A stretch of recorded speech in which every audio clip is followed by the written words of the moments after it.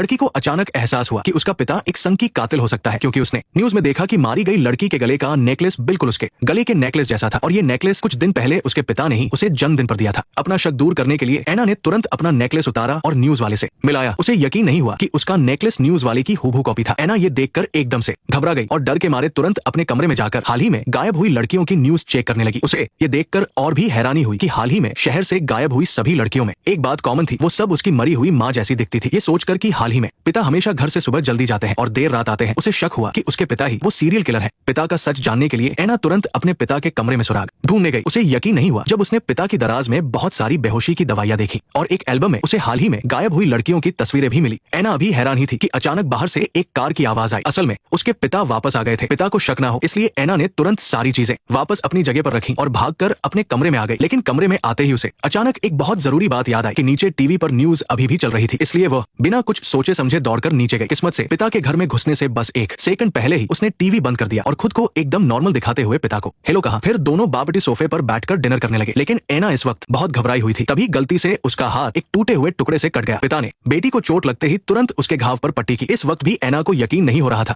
कि उसके इतने अच्छे पिता एक खूंखार कातिल हो सकते हैं। बिस्तर पर लेटने के बाद भी एना बहुत बेचैन थी। तभी अचानक उसे ऊपर अटारी से गोश्त काटने जैसी कुछ आवाज सुनाई दी। एना इस बारे में ना तो ज्यादा सोचना चाहती थी और ना ही उसकी हिम्मत हो रही थी। अगले दिन पिता के घर से बाहर जाते ही एना ने चुपके से अटारी का दरवाजा खोला। वह अटारी में जाकर सब कुछ चेक करना चाहती थी। जैसे ही वो ऊपर पहुंची उसे एक अजीब सा नीला बैग दिखा। शुक्र है कि वो बैग अंदर से खाली था। लेकिन जैसे ही उसने राहत की सांस ली, गलती से उसका पैर फर्श पर पड़ा और वहां एक बड़ा सा छेद हो गया। किस्मत से उसके ठीक नीचे उसका कमरा था, तो पिता को फिलहाल इसके बारे में पता नहीं चलता। फिर एना अटारी में और भी चीजें ढूंढने लगी। तभी उसे एक बॉक्स मिला जिसमें बहुत सारी औरतों की ज्वेलरी रखी थी। लेकिन ये ज्वेलरी ना तो उसकी थी और ना ही उसकी मरी हुई माँ की। तभी एना की नजर खून से सनी एक अंगूठी पर पड़ी और वो डर गई। अब उसे पक्का यकीन हो गया था कि पिता ही वो खूंखार कातिल है, इसलिए उसने तुरंत अपना बैग पैक किया ताकि वो इस मनहूस घर से भाग सके। लेकिन जैसे ही वो घर से बाहर निकली, उसकी आंखें डर से बंद ही रही। एक अंधे इंसान की तरह वो टटोल टोल कर आगे बढ़ रही थी। असल में एना को एगोराफोबिया था, जिसमें किसी भी खुली या पब्लिक जगह पर जाने से उसे बहुत ज्यादा डर और घबराहट होती थी। सड़क पर हर तरफ गाड़ियों के इंजन की आवाज सुनकर एना की आगे बढ़ने की हिम्मत नहीं हुई, इसलिए वो तुरंत वापस घर में भाग गई। उसे समझ आ गया कि अब वो यहाँ से भाग नहीं सकती, तो उसने सारी ज्वेलरी सीधे टेबल पर रख दी ताकि पिता के आने पर वो उनसे पूछ सके कि ये ज्वेलरी कहाँ से आई। लेकिन जब पिता ने ये सब देखा तो उन्होंने कहा कि ये सारी ज्वेलरी उसकी माँ की है। तभी एना ने खून से सनी हुई वो अंगूठी भी निकाल कर रख दी। पिता ने बहाना बनाया कि उस पर सिर्फ पेंट लगा है, लेकिन एना कहाँ मानने वाली थी। उसने पिता का दिया हुआ नेकलेस भी निकाला और पूछा कि क्या उन्होंने किसी का मर्डर किया है, क्योंकि न्यूज में मारी गई लड़की का नेकलेस बिल्कुल ऐसा ही था। ये सुनकर पिता को गुस्सा आ गया, जिससे एना डर गई और भागकर फर्स्ट फ्लोर पर चली गई। फिर उसने कमरे के दरवाजे पर एक टेबल अड़ा दी। पिता ने उसे दरवाजा खोलने के लिए कहा, लेकिन एना को उन पर बिल्कुल भरोसा नहीं था। उसने तुरंत अपना फोन उठाया और पुलिस को कॉल लगा दी। ये देखकर पिता ने एक बड़ी सी ड्रिल मशीन निकाली और लॉक को तोड़ने लगे। अगले ही पल पिता बहुत गुस्से में कमरे में घुसे और एना को जोर से बिस्तर पर धकेल दिया। एना को समझ आ गया था कि विरोध करने पर वो मारी जाएगी, इसलिए उसने शांत होने का नाटक किया। थोड़ी देर में पुलिस उनके घर आ गई, लेकिन पिता बिल्कुल भी नहीं घबराए। उन्होंने पुलिस से